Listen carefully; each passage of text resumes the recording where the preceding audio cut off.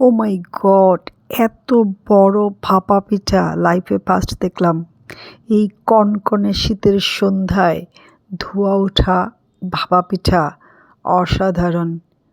আমি এই প্রথম এত বড় পিঠাটা দেখছি, এর আগে কখনো এত বড় ভাপা পিঠা দেখিনি। এটা 3 কেজি চাউলের গুঁড়ি দিয়ে 2টা নারিকেল আর 1.5 কেজি পাটালি খেজুরের গুড় দিয়ে তৈরি, সাথে দুধ দিয়ে আটাটা রেডি করেছে। তো শুনেন যারা বানিয়েছেন তাদের মুখে। কেক বললেই চলে, মানে সেই স্বাদ। এই সিস্টেমের পিঠাটা বানিয়ে বানিয়ে খেয়ে দেখবেন, সেই স্বাদ। ঠিক আছে, একবার খেলে সারা জীবন মুখে লেগে থাকবে, বারবার খেতে ইচ্ছে করবে, সেই স্বাদ।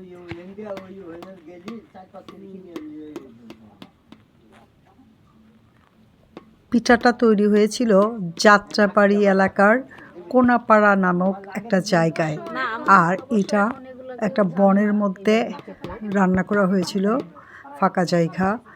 জাস্ট অসাধারণ, এত বড় ভাপা পিঠা, তাই আপনাদের সাথেও শেয়ার করলাম। দেখেন, খুবই রাজকীয় স্বাদের পিঠা এটা। এই পিঠাটা 25-30 জনের মতো মানুষ আমরা খেয়েছি। ভীষণ মজার আর দেখতেও খুবই অসাধারণ। মাশাআল্লাহ। কি কি দেওয়া হয়েছে সেগুলো বলো।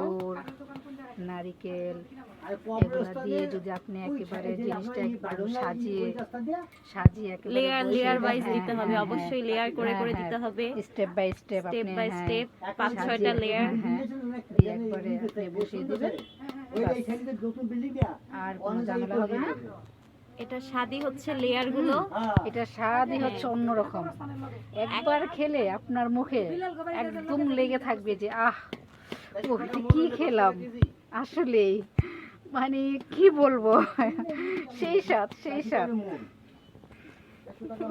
তো আমাদের এটা কাটা হয়ে গেছে, ঠিক আছে। এখন কিছুক্ষণ পরেই আমরা এটা পরিবেশন করব।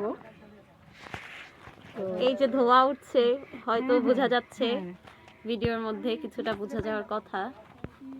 তো একদম গরম। কেমন লাগছে? একটা পিস বের করে দেখালে ভালো হতো। অবশ্যই অবশ্যই, একটা পিস আপনি দেখতে চাচ্ছেন তো? জি অবশ্যই। Wow, it's amazing, so elegant, so beautiful, just looking like a wow. ছোট একটা পিস, মাশাআল্লাহ, তাও দেখেন কত বড়। Done.